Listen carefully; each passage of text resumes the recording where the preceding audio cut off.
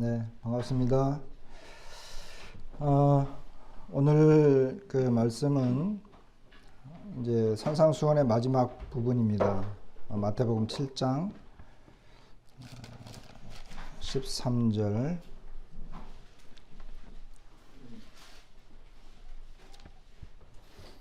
마태복음 7장 13절부터 마지막 절까지 29절까지 교독을 또 하도록 하겠습니다. 제가 먼저 읽겠습니다. 좁은 문으로 들어가라. 멸망으로 인도하는 문은 크고 그 길이 넓어 그리로 들어가는 자가 많고 생명으로 인도하는 문은 좁고 길이 협착하여 찾는 자가 적으니라. 거짓 선지자들을 삼가라. 양의 옷을 입고 너희에게 나아오나 속에는 노략질하는 일이라. 그들의 열매로 그들을 알지니 가시나무에서 포도를 또는 언덕길에서 무화과를 따겠느냐.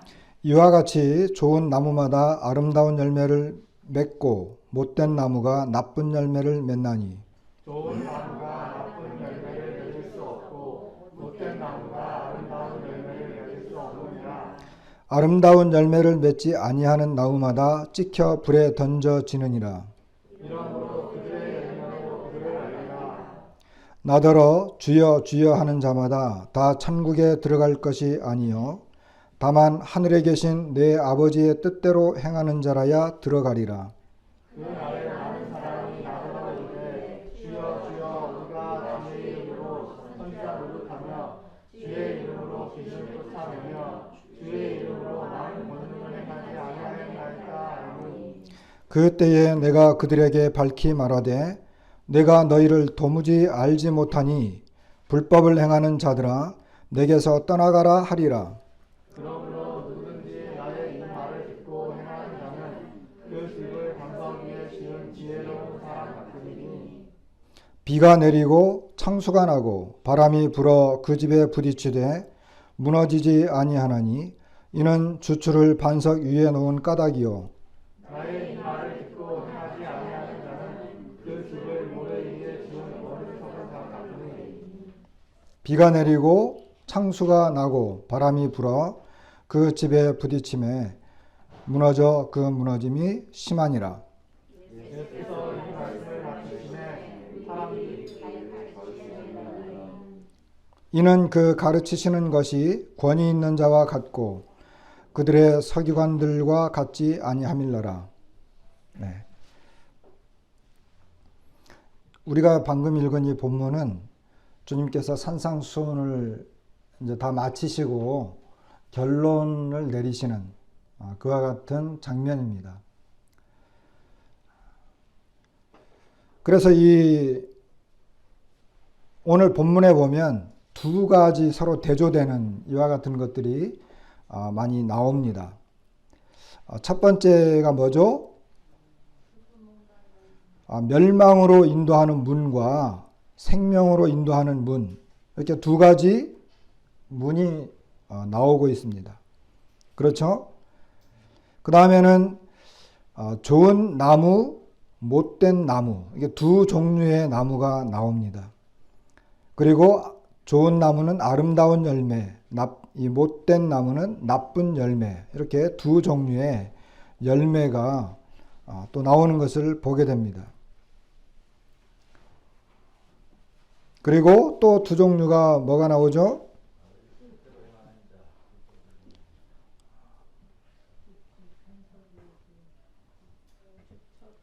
내 아버지의 뜻대로 행하는 자, 불법을 행하는 자, 이 두 종류의 사람, 그리고 두 종류의 건축자가 나오죠. 그죠? 한 사람은 반석 위에 집을 짓는 사람, 이 사람을 지혜로운 사람, 그리고 모래 위에 짓는 사람, 이 사람을 어리석은 사람, 이렇게 두 종류의 건축자 이렇게 나오고 있습니다. 오늘 말씀의 제목을 좀 이렇게 생각을 해봤는데 말씀의 제목을 양자택일이라고 이렇게 생각을 해봤습니다. 왜 그러냐 하면 이제 주님께서 가르치시고 또 그 주님의 권위로 선포하셨어요. 이제 그와 같은 가르침에 대해서 사람들이 어떠한 반응을 보일 것이냐, 그리고 어떠한 태도를 취할 것이냐, 이것에 따라서 오늘 말씀을 본 것처럼 생명을 얻을 수도 있고 그리고 멸망을 당할 수도 있기 때문에 그렇습니다. 양자택일은 굉장히 중요한 것이고 그리고 우리의 선택이 주어진 것입니다. 주님은 먼저 좁은 문으로 들어가라 이렇게 말씀하시는 걸 보게 돼요. 이것은 주님께서 이렇게 권고하시는 것 같기도 하고 또 어떻게 보면 명령하시는 것 같기도 해요. 그러면서 멸망으로 인도하는 문과 생명으로 인도하는 문, 이렇게 두 종류의 문을 이야기하십니다. 이와 같은 설명은 주석서나 다른 참고서를 보게 되면 주님만 하셨던 것 같지는 않아요. 그 당시에 이렇게 교사들도 이와 비슷한 내용을 많이 이야기했다라고 하는 설명들이 있습니다. 그런데 말씀을 자세히 보면 주님은 좁은 문으로 들어가라 이렇게 권고하고 계시는데 왜 그러냐 하면 이 두 종류의 문이 있는데 한 문은 멸망으로 인도하는 문이고 한 문은 생명으로 인도하는 문입니다. 누군가가 인도하고 있다는 거예요. 그리고 그것에 대한 결정은 내가 하는 거예요. 그런데 특징이 나와 있다고 한다면 멸망으로 인도하는 문은 일단 크다. 그리고 그 길이 넓어서 그리로 들어가는 자가 많다. 생명으로 인도하는 문은 좁다. 그리고 길이 협착하다. 그리고 찾는 사람이 적다. 그러나 그 결과는 너무나 대조적이고 극단적이다라고 하는 것입니다. 하나는 멸망이고 하나는 생명을 얻는 거죠. 우리는 복음을 전할 때 보통 우리 주님께서 내가 양의 문이다. 그리고 우리 주님이 길이요 진리요 생명이기 때문에 주님으로 말미암지 않으면 하나님께로 나아갈 수 없고 그리고 그 결과는 지옥이다 라고 하는 이와 같은 복음을 전할 때 주로 사용하지만 여기 있는 이 내용은 물론 그와 같은 것들이 포함될 수도 있겠지만 이 내용은 꼭 문맥적으로 그리고 전체적인 상황을 보면 그렇지는 않아요. 이것은 주님 이제까지 산상수훈을 쭉 해왔던 주님의 가르침과 관계가 있습니다. 그리고 내가 그 가르침을 따라갈 것이냐. 그리고 그 뒤에 쭉쭉 나오는 걸 보면 이 13절부터 29절까지의 내용을 이렇게 두 개로 나눈다고 하면 주님께서 첫 번째 좁은 문으로 들어가라. 그리고 거기에 대한 특징을 말씀하시고 두 번째는 15절에 있는 것처럼 거짓 선지자들을 삼가라. 이렇게 말씀하시고 결론을 그냥 내려요. 그냥 두 가지로 이렇게 구분 지을 수가 있는 거죠. 그렇기 때문에 첫 번째 좁은 문으로 들어가라. 이것은 주님께서 산상수훈을 쭉 말씀하신 이후에 우리들에게 권고하시는 것입니다. 좀 결론적으로 이야기하면 신앙생활을 한다라고 하는 것 그리고 주님의 말씀을 듣고 따라가는 것 여러분 주님을 믿고 따라가는 것 여러분 막상 믿어보니까 어떻든가요? 우리가 보통 말하는 것처럼 기쁘고 평안하고 행복하고 즐겁고 만사형통합니까?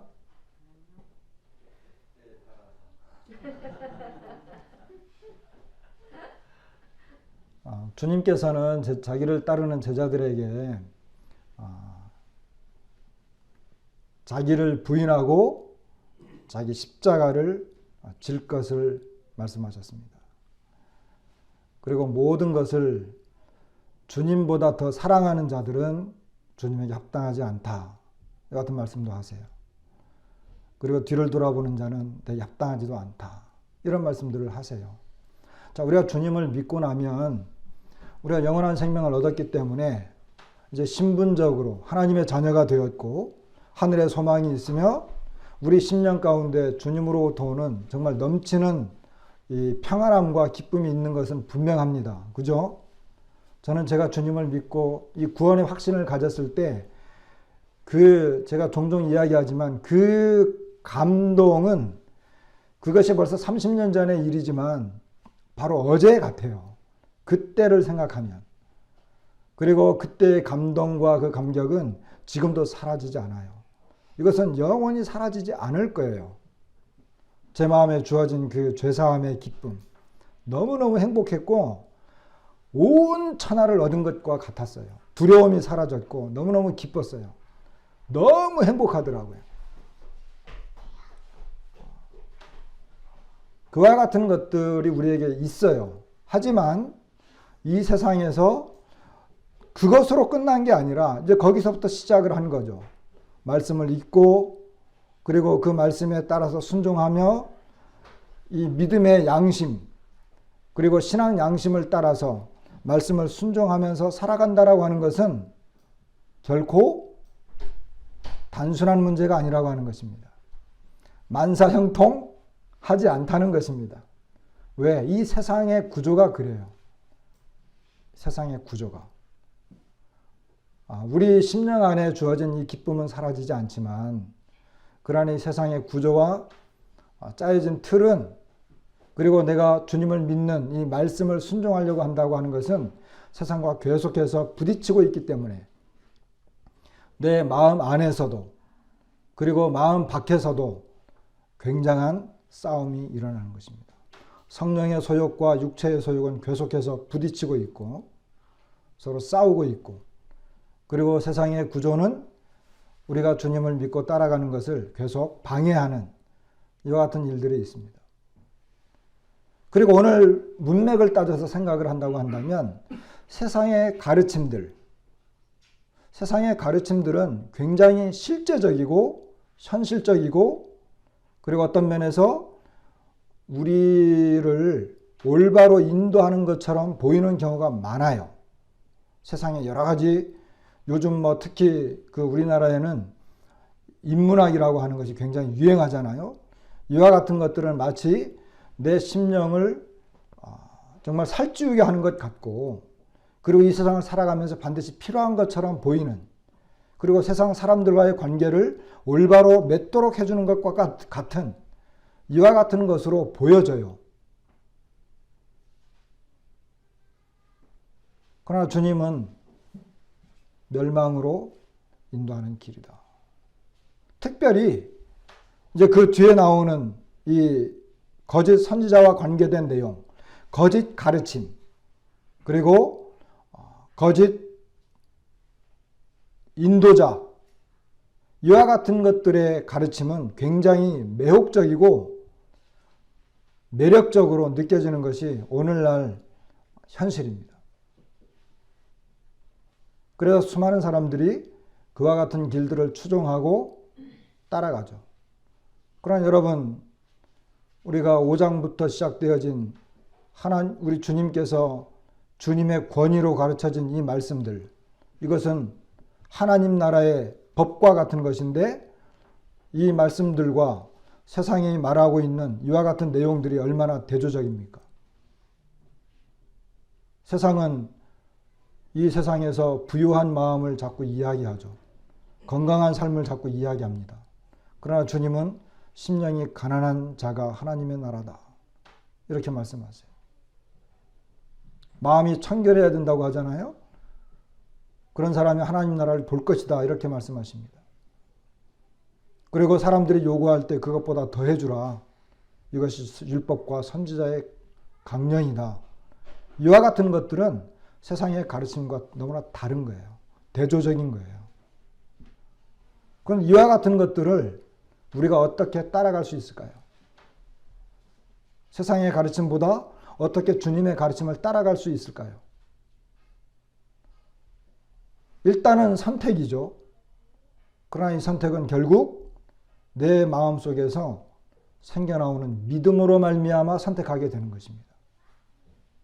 주님을 향한 경외심과 주님에 대한 믿음과 그분의 가르침을 순종하고자 하는 이와 같은 것으로 결국 선택하게 되는 것이지, 내가 구원받았다고 해서, 내가 하나님을 믿는 사람이라고 해서 저절로 되어지는 것은 결코 아니다라고 하는 것입니다.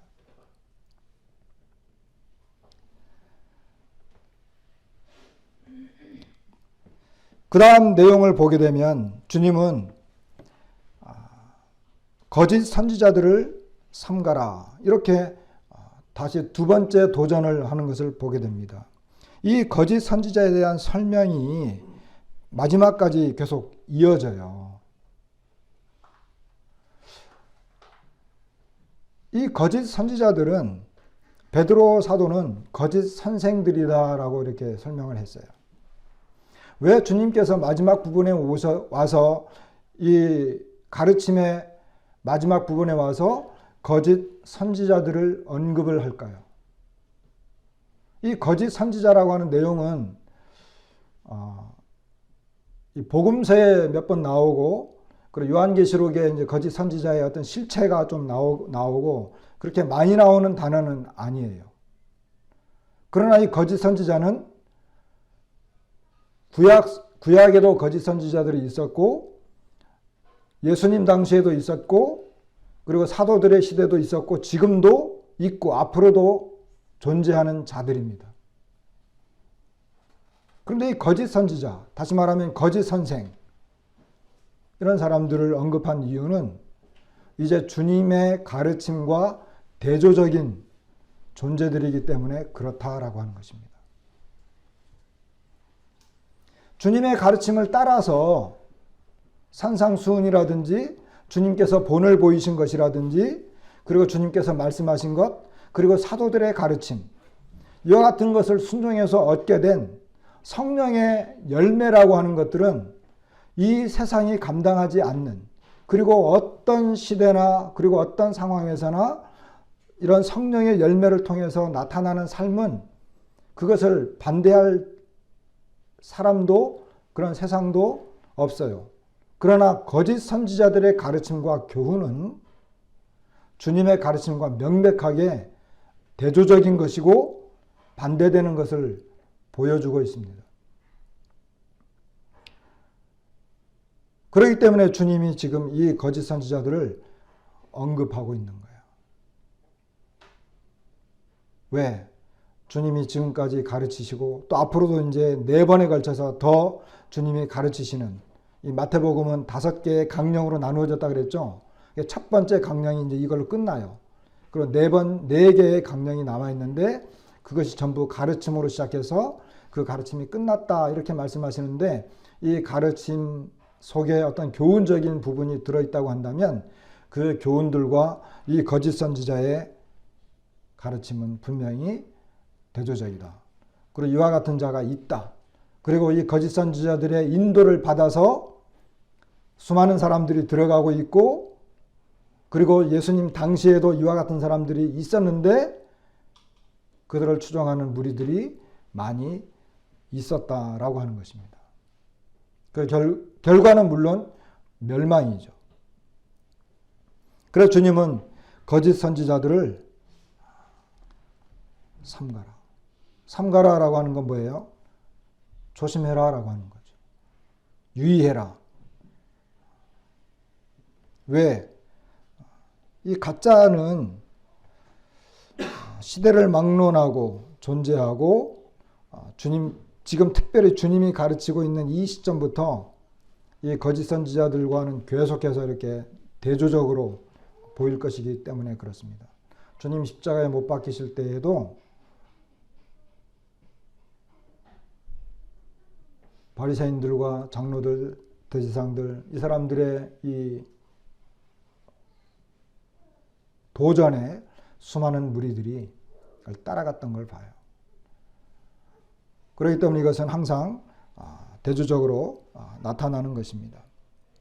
그래서 주님께서는 마지막 때에 이 거짓 선지자가 많이 일어나서 많은 사람을 미혹할 것이다 라고 하는 가르침을 나중에 하게 되는 걸 보게 됩니다.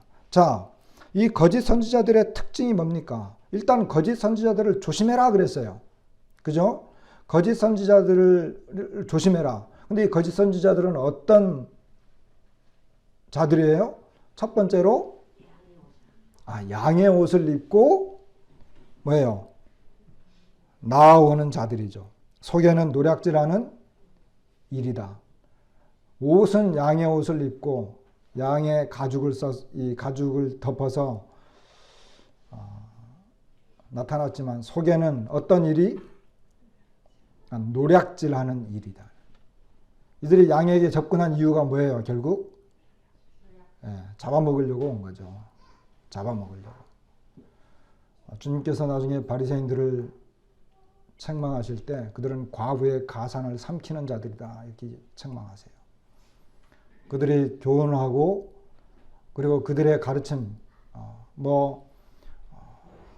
부모에게 순종하라 이렇게 율법에는 기록됐는데 뭐라 그래요?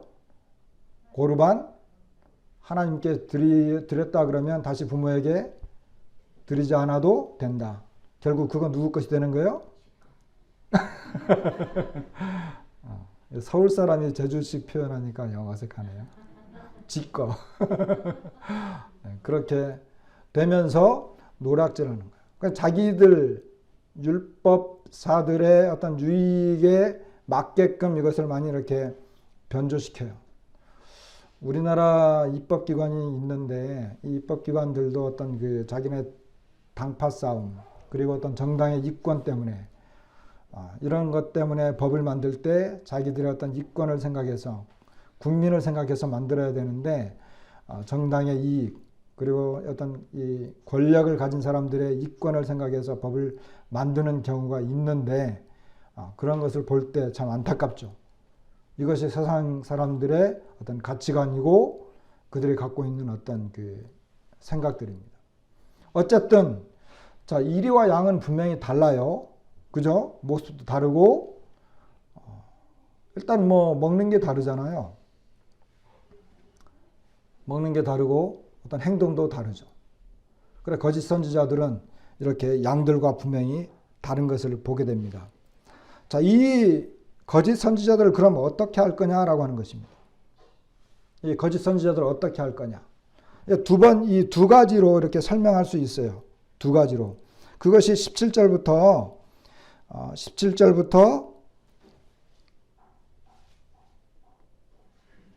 19절까지 23절까지가 이제 한 단락인데 16절부터 20절까지 나무에 대해서 이야기를 하고 있습니다. 이 거짓 선지자를 그럼 어떻게 알 거냐? 예수님께서 예를 들어서 설명을 했죠. 뭐라고요? 일단은 가시나무에서 포도를 엉겅퀴에서 무화과를 딸 수 없다. 그죠? 그거 당연한 거죠. 그러면서 좋은 나무마다 아름다운 열매를 맺고 못된 나무는 나쁜 열매를 맺는다. 좋은 나무가 나쁜 열매를 맺을 수 없다.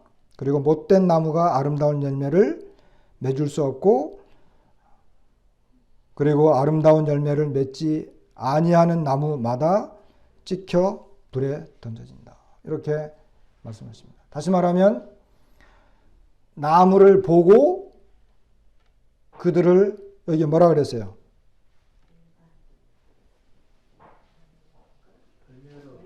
그들의 열매로 그들을 안다. 이 말씀이 두 번에 걸쳐서 기록이 돼요. 20절에도 그들의 열매로 그들을 알리라. 우리가 복음을 전할 때도 이 말씀을 많이 전하죠. 사람들이 죄를 짓는 이유는 그 나무가 죄의 나무이기 때문에 결국 죄의 열매를 맺는 것이다. 이렇게 이제 이야기하잖아요. 결국 열매로 그 나무를 알 수 있죠.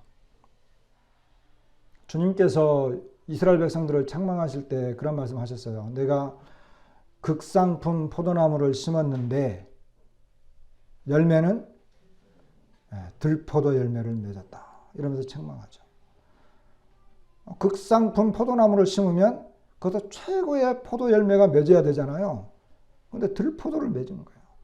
사람은 먹을 수 없고 들짐승들이나 먹을까 말까 한 이런 결과를 맺은 거예요. 그래서 하나님이 노하셨죠. 그럼 거짓 선지자들을 어떻게 분별하느냐? 거짓 선지자들은 아까 말한 것처럼 그들은 양의 옷을 입은 것처럼 보였지만 그들의 심성은 변하지 않았어요. 그들의 난폭함과 그리고 그들의 결과, 그들의 본 모습을 드러낼 때는 결국 양들을 노략하는 일이인 것입니다. 자, 나무가 아무리 아름답게 보이고 튼실하다 할지라도 아무리 그 가시나무가 보기 좋다 하더라도 거기에서 포도를 얻을 수는 없는 거예요. 결국 그 열매를 통해서 그 나무를 아는 거죠. 거짓 선지자, 또 세상에 많은 거짓 가르침, 그리고 이 세상에 있는 많은 거짓 종교. 예수님 당시에는 자기의 어떤 유익을 따라서 이익을 얻기 위해서 가르치고 있는 바리새인과 사두개인과 헤롯의 누룩, 이와 같은 모든 것들은 결국 뭐예요? 열매로 나타나게 된다라고 하는 것입니다. 그들의 삶 속에는 하나님의 영광과 거룩함보다는 매우 인간적이고 자신의 탐욕을 얻기 위한 이와 같은 것으로 결론이 난다라고 하는 거죠. 그래서 우리는 열매를 통해서 알게 되는 것입니다. 두 번째는 뭐예요? 두 번째는요.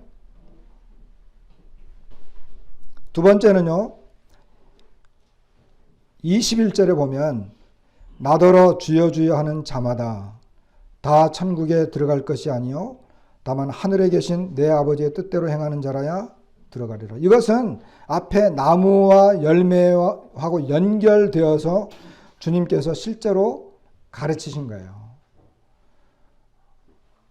자, 모든 나무는 열매를 맺겠죠. 그죠? 모든 나무는 열매를 맺겠죠. 가시나무 중에 대표적인 게 우리나라 제주도에서 탱자인데 탱자 가시나무잖아요. 근데 그 가시나무에 탱자라고 하는 게 열려요. 굉장히 탱자 익으면 굉장히 예뻐요. 그렇지만 그것을 따기 위해서는 가시에 찔리는 고통을 각오해야 됩니다. 자, 여기 가르침은 나무마다 열매를 맺어요. 좋은 나무는 좋은 열매를 맺을 것이고 못된 나무는 나쁜 열매를 맺겠죠. 여기 모든 믿는 사람들마다 뭐라 그래요? 주여 주여 한다는 거예요. 모든 나무마다 열매를 맺는 것처럼 모든 믿는 사람들마다 주여 주여 하는 거예요. 그러나 주여 주여 하는 자마다 다 뭐라고요? 천국에 들어가지는 않아요. 누가 천국에 들어갑니까? 하늘에 계신 내 아버지의 뜻대로 행하는 자라야 들어간다라고 말씀하시는 거예요. 이것은 하나님께서 우리에게 주신 모든 율법을 그대로 다 지키고 이루면 천국에 들어간다. 이와 같은 가르침은 아니에요. 그것은 이후에 사도행전이라든지 성령님이 오신 다음에 기록된 서신서라든지 성경 전반에 걸쳐서 우리가 구원을 받는 것으로 이해한다면 구원받는다라고 하는 것은 복음을 듣고 그 복음을 믿는 사람들이 구원을 받는 것이죠. 그럼 여기에서 천국에 들어간다라고 하는 것은 주님의 말씀을 듣고 그 말씀에 순종하는 이와 같은 사람들이 하나님의 백성으로서 당연한 것이다라고 하는 것을 언급하려고 하는 거예요. 이와 같은 사람들은 하나님의 뜻대로. 하나님의 뜻이 뭐겠어요? 우리는 하나님의 뜻하면 일단 복음을 이야기하겠지만 하나님의 뜻은 예수 그리스도를 통해서 우리에게 가르쳐준 이와 같은 교훈들을 언급하는 거예요.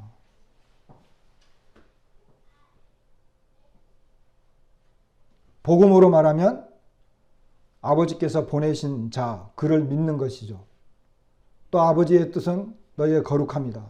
이런 아버지의 뜻은 이 복음적인 시각으로 보게 되면 예수 그리스도를 믿고 구원받는 것을 말하는 것이고, 교훈적으로 보게 되면 우리 주님의 모든 교훈과 가르침을 따라서 하나님께서 원하시는 삶을 사는 것을 말하는 것일 수도 있겠죠. 그러나 더 엄밀하게 말하면 주님께서 여기에서 가르치고 계시는 교훈적인 내용들을 이야기하는 것입니다. 이와 같은 교훈을 따르고 순종하고자 하는 사람은 처음에 말씀드린 것처럼 예수님을 향한 믿음으로 발동, 믿음으로 인해서 생겨나는 양심의 순종을 말하는 것입니다.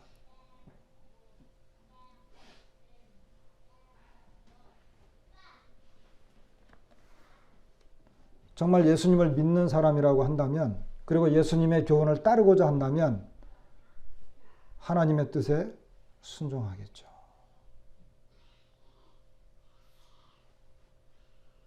이것이 하나님의 뜻대로 행하는 자입니다. 그런데 주님께서 나중에 또 뭐라고 말씀하세요? 결과론적으로 말할 때, 자, 23절에 보면 결과적인 것인데, 내가 그들에게 밝히 말하되 내가 너희를 도무지 알지 못하니 불법을 행하는 자들아 내게서 떠나가라. 이 거짓 선지자들의 모습이었는데, 이 사람들은 주님의 이름으로, 그들이 주님의 이름으로 선지자 노릇하고 주님의 이름으로 귀신을 쫓아내고 주님의 이름으로 많은 권능을 행했던 사람들이에요. 이와 같은 능력과 권능은 주님을 믿는 사람들 안에서도 나타나죠. 그리고 이와 같은 것들이 다 나쁘다라고 말할 수는 없어요.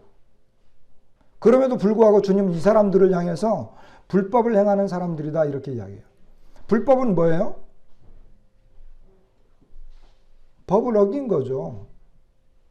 불법이라고 하는 것은 법을 어긴 거예요.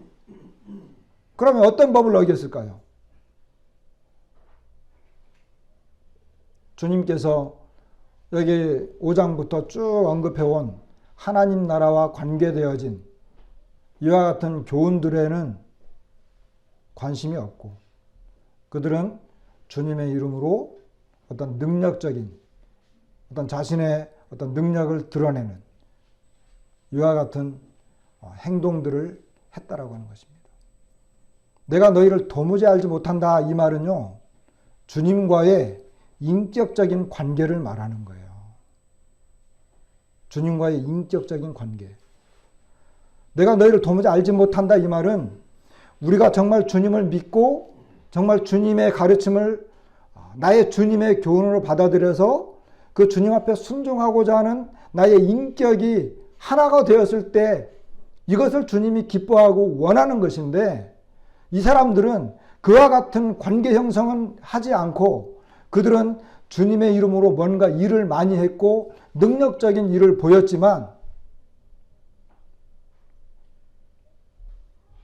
하나님 나라의 내면적인 모습으로 보여지는 그 교훈과는 관계없는 주님의 성품과 인격, 어떤 주님의 마음, 이와 같은 것과는 관계없는 일들을 많이 저질렀다는 거예요. 그러니까 우리도 정말 내 마음속에서 주님을 향한 어떤 사랑과 그리고 주님 앞에 순종하고자 하는 간절함, 오늘날 이것이 사실 저는 이 말씀을 이렇게 생각하면서 굉장히 저 자신도 그렇고 그리고 많은 믿는 사람들을 볼 때 두려워하는 내용이에요. 왜? 오늘날은 정말 주님 앞에 얼마나 기도하는가, 주님의 말씀을 이해하고 주님의 말씀을 순종하기 위해서, 그리고 주님의 말씀을 좀 더 명확하게 분별하기 위해서 얼마나 주님 말씀 앞에 엎드리고 순종하는가. 얼마나 주님과의 어떤 이런 친밀한 관계를 누리기 위해서 간절함으로 나아가고 그 주님을 따르기를 원하는가. 우리는 교회 안에서 많은 걸 할 수 있어요. 많은 말들도 할 수 있고 가르칠 수도 있어요.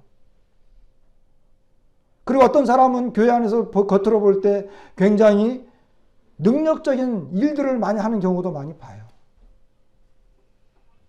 그러나 주님이 원하시는 건, 정말 주님이 원하는 건 뭐냐는 거예요.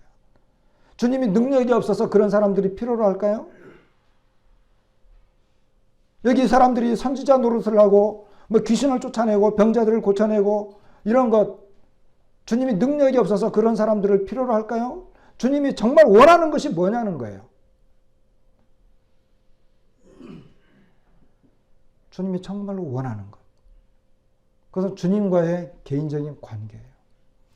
주님과의 친밀한 관계가 형성이 되면 주님의 말씀을 순종하고 주님을 사랑함으로 주님 앞에 나아가게 되고, 그리고 주님을 순종하기 때문에, 사랑하기 때문에 하게 되어지는, 이것이 정말 주님이 원하시는 거예요. 이것이 하나님 나라의 법이에요. 이런 것들이 성령 안에서 성령이 충만하게 되면 그 마음이 주님을 향해서 주님 말씀을 순종하고자 하는 마음들이 생겨난다는 거예요. 억지로라든지 보이기 위한 거라든지 어떤 능력 있는 신앙생활을 하기 위해서 하는 것이 아니라. 그런데 오늘날은 어떻습니까? 능력 있는 사람들을 많이 세우잖아요. 갈수록 이것은 더 심해질 거예요. 그리고 기독교라고 하는 것 굉장히 정문화되었어요. 설교자들 많이 배워야 되고 박사학위 따야 되고 엄청난 공부를 해야 되고 원어 공부도 해야 되고 영어 공부도 해야 되고 외국에 가서 유학도 해야 되고, 이런 굉장히 유능한 전문가들, 능력 있는 사람들을 계속 세워나갈 거예요. 그러나 정말 주님이 원하시는 것은 우리에게 주님과의 개인적인 관계, 주님의 가르침에 대해서 얼마나 진실된 마음으로 순종하느냐, 얼마나 그가 주님 앞에 나와서 간절하게 기도하고 말씀을 묵상하고 주님을 따라가려고 하고 있는가, 이게 중요한 거예요. 오늘날 이것이 잘 보이지 않기 때문에 두려운 거예요.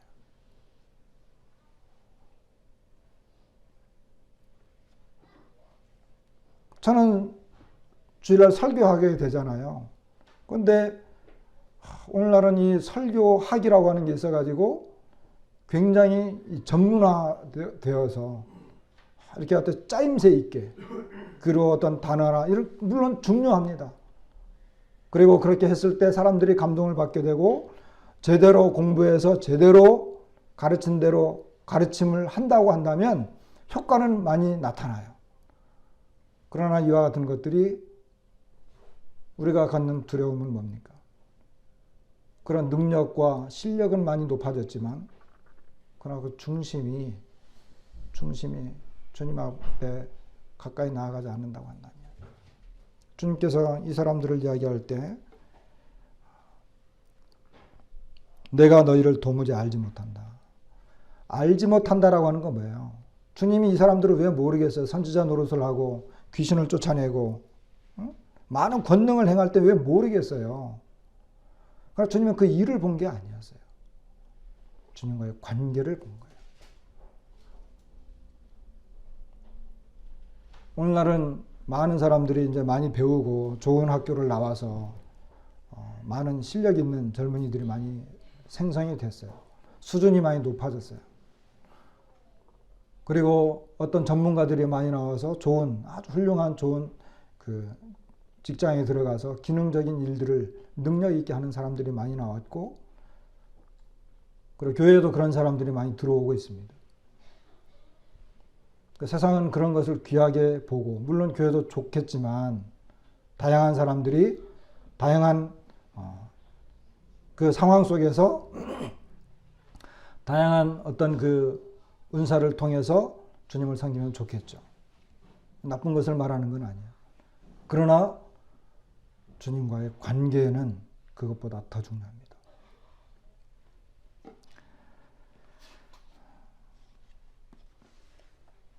그래서 주님이 이제 설명하는 거예요. 24절에 그러므로 이렇게 시작해요. 그러므로 주님이 뭐라고 말씀하세요? 자, 건축에 대해서 이야기하죠. 그죠? 건축에 대해서 이야기하는 거예요. 결국 우리는 신앙의 집을 쌓아가고 있어요. 신앙의 집을 쌓아가고 있어. 자, 지혜로운 사람은 주추를 반석에 놓고 집을 지었어요. 어리석은 사람은 모래 위에 주추를 놓고 기초를 놓았다는 거죠. 기초를 놓고. 그런데 이 주초를 반석에도 놓았고 모래 위에도 놓았어요. 그러나 이것을 심판하는 때가 와요. 심판하는 때가. 마지막 때에도 심판이 오겠죠. 그러나 이것은 살아가면서도 올 수 있어요. 살아가면서도. 우리가 마지막 때에 이 고린도전 3장에 있는 것처럼 거기에 이제 뭐 보석으로 지을 거냐 아니면 풀이나 나무나 이런 것으로 집을 지을 거냐 너희가 어떻게 짓든지 그것은 이제 결국 나중에 불로 심판을 한다.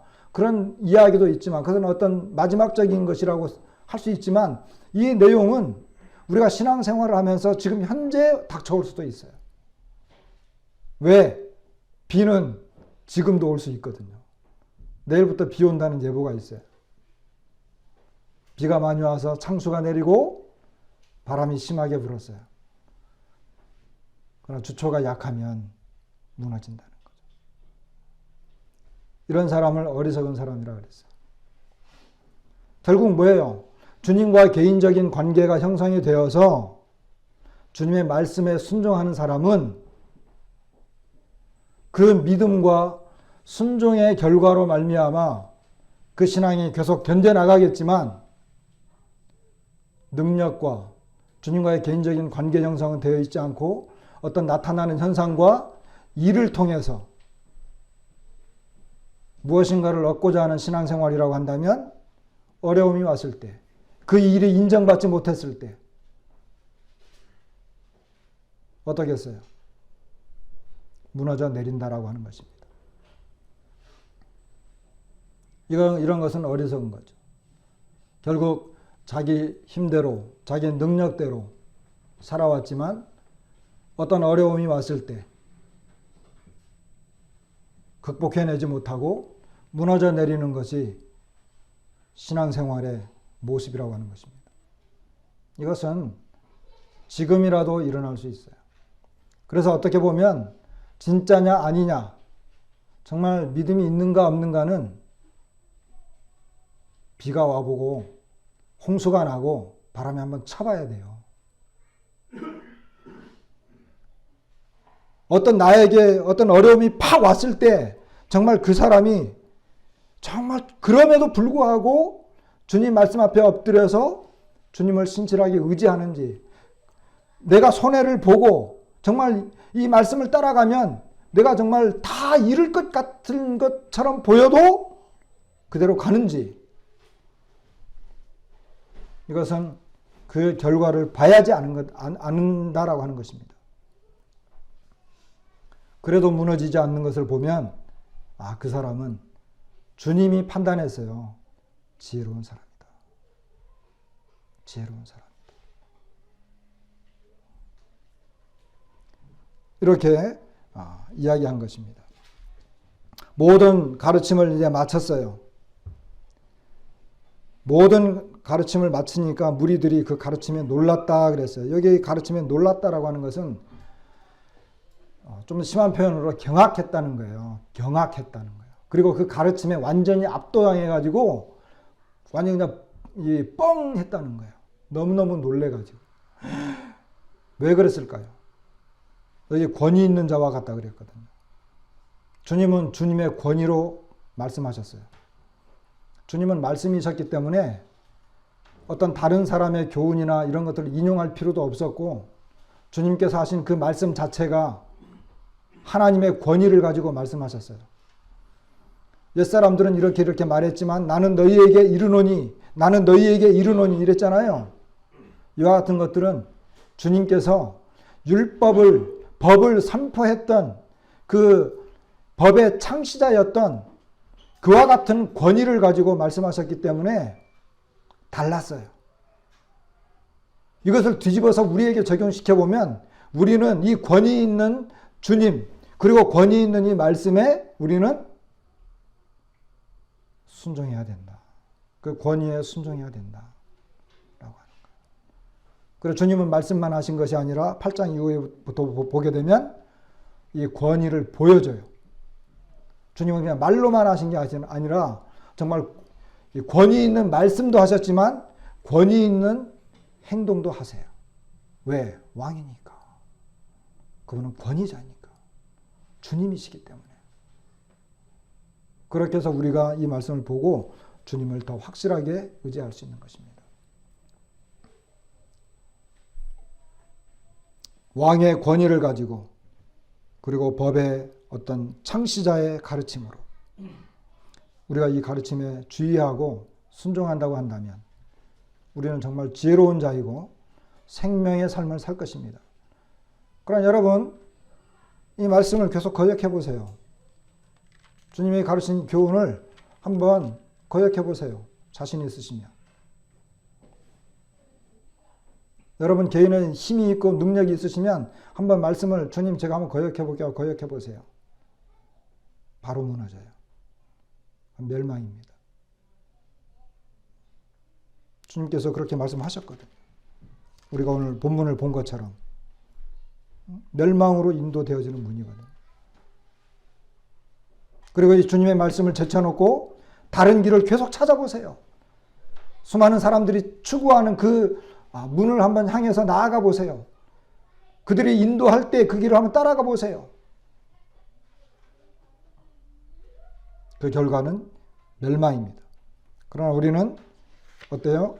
이와 같은 내용들을 우리가 보면서 우리는 주님의 가르침을 따르고자 하는 이와 같은 마음들이 이게 생겨나게 되는 거죠. 그래서 생명의 삶을 살게 되는 것입니다.